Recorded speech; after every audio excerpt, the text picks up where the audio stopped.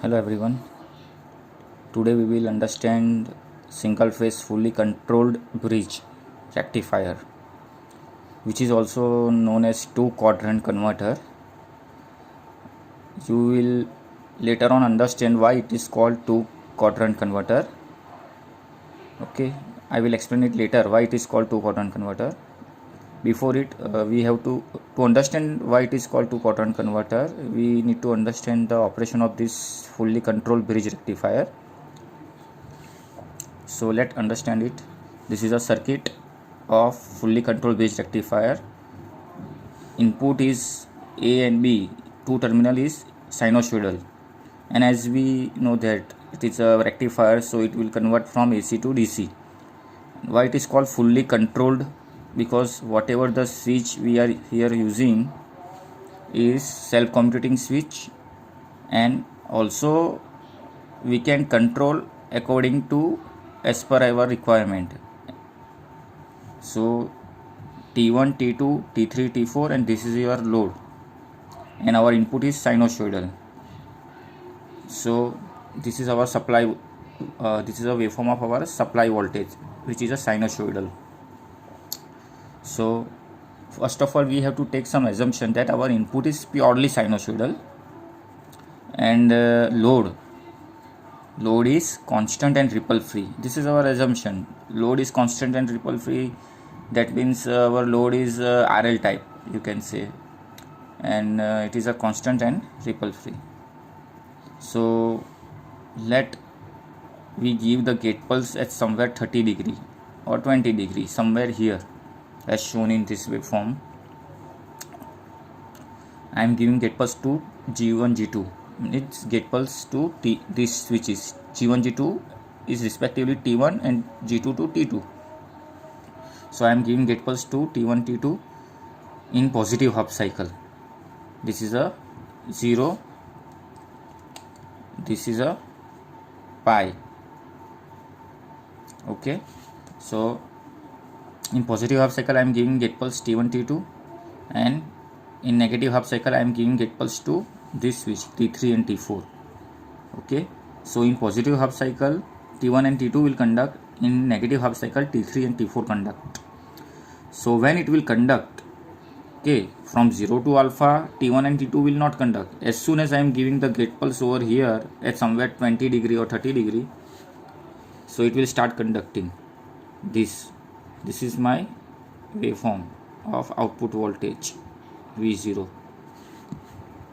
or VL, voltage across the load. So I have given the gate pulse at here T1 and T2. So as soon as I am giving the gate pulse here, this T1 and T2 will be turned on, and your load voltage is connected with your supply, our supply. Load voltage is, our load is connected with our supply, and current will flow from A terminal to T1 back to load T2 and back to B. This way current will flow from A terminal to T1 thyristor or switch load, T2 switch, then back to B. Okay. So at that time your load voltage is same as your supply voltage, so instantaneously it will jump to this voltage.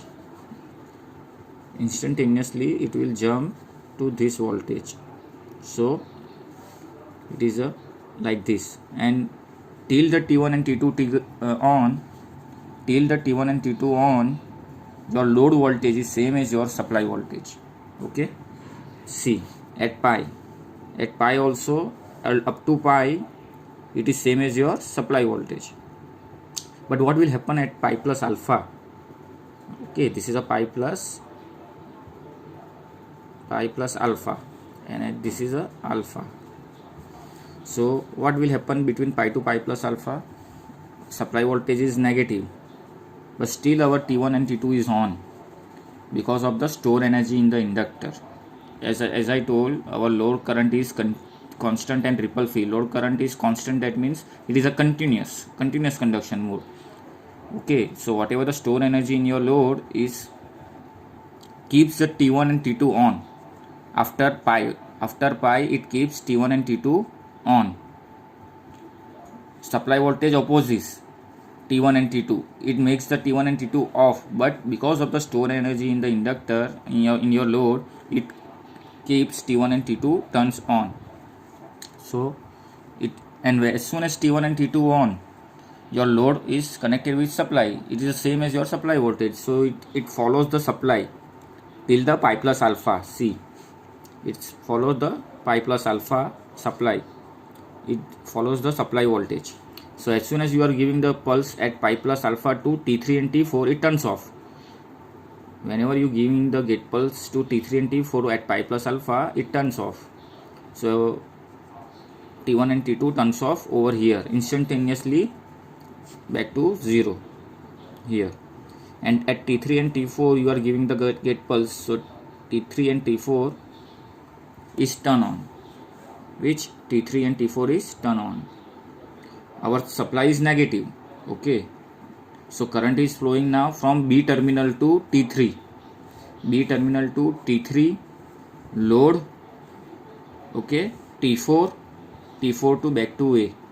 See, direction of current is from supply, it is reverse, but for the load it is the same. B to T3 load, T4, and here from A, outside A. So this way. Okay, it is also positive for, it is a positive for the load, but for the supply it is a negative supply. Current is reverse. So this is a waveform of current, supply current. Okay, same as from 0 to alpha, T3 and T4 on. Here pi to pi plus alpha, T1 and T2 on. Okay, and pi plus alpha, T3 and T4 conducts. So what happened before, after 2 pi plus alpha, again T3 and T4 will be turned on. Continuously it will be on. Why? Because we have not given the gate pulse to T1 and T2. We will give gate pulse to T1 and T2 again at 2 pi plus alpha. So till 2 pi plus alpha, T3 and T4 ons. Okay. So what happens between 0 to alpha? Obviously from 0 to alpha, T3 and T4 is on. As soon as you are giving the gate pulse at alpha, T1 and T2, T1 and T2 will start conducting, and T3 and T4 will turns off. So at 0 to alpha, T3 and T4 conducts, and alpha to pi plus alpha, T1 T2, again pi plus alpha to 2 pi plus alpha, T3 and T4, and 2 pi plus alpha to so on, T1 and T2 conducts. Again this cycle is repeating. Okay, so in this way single phase fully controlled bridge rectifier works. Okay, so here we have given the gate pulse less than 90 degree. In first case we have given a less than alpha is near equals to 20 or 30 degree. Okay, so here if you find the average value of output voltage, it will be positive. Average value of output voltage, because more positive portion, you can see in waveform more positive portion is there and less negative. So if you will find the average value, it will be positive. And this is the waveform of load current, which we have assumed that it is a constant and ripple free. This is a supply current. Okay, so this is the equation of average value of output voltage V0 alpha, because our switch is conducting from alpha to pi plus alpha, and also it is repeating, so it is taken as a 2 upon 2 pi alpha to pi plus alpha. Supply voltage is Vm sin omega t d omega t. So if you will integrate it, you will get this equation, V0 equals to 2 Vm by pi cos alpha. Okay, so in first case we have taken alpha is less than 90. Now if I take alpha greater than 90, then what will happen? Let's see. So you will understand how this converter works, or it is called two converter. See, same circuit is there, T1, T2, T3, T4 supply voltage is sinusoidal, but here I am giving the gate pulse as greater than 90 degree. Okay, this is 90 degree, this is our pi. Okay, so I have given the gate pulse greater than 90 degree somewhere here. So at that time T1 and T2 will be on for this much of period, positive. Here it will be on again T3 and T4. So my positive portion is less. So here also T1, T2, T1 and T2 is conducting here at pi plus alpha. Okay, this is my alpha, so this will be pi plus alpha, T3 and T4 will be on. So if you will see T3, T4, again here T3, T4. So my positive output voltage is very less because I am giving a gate pulse from alpha greater than 90 over here somewhere. So here it will turn on T1 and T2. So load is connected positive with positive supply over here only. Entire this negative cycle load is supplying energy. So it is a negative. T1 and T2 ons, but T1 and T2 ons, but just because of load discharges is energy. So if you will see, if you are giving the gate pulse greater than 90 degree, alpha greater than 90 degrees, so here you are getting negative output voltage. If you will find this average value, you can see from the waveform that this value negative portion is more than positive portion. Okay, so here you are getting negative output voltage.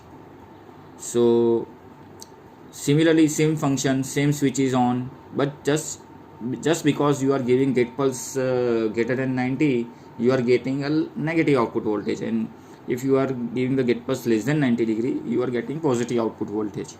So by using this converter, by using this converter, you are getting positive voltage first quadrant operation also, where you are getting positive current and positive voltage, where alpha is less than 90, and if here alpha is greater than 90 degree, then here you are getting negative output voltage and positive current.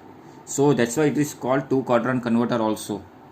Okay, two quadrant converter also, that's why it is called. I hope you understand why it is called two quadrant converter, because if you keep alpha greater than 90, you will get negative output voltage average value, and if you give alpha, if you keep the alpha less than 90 degree, you will get positive output voltage.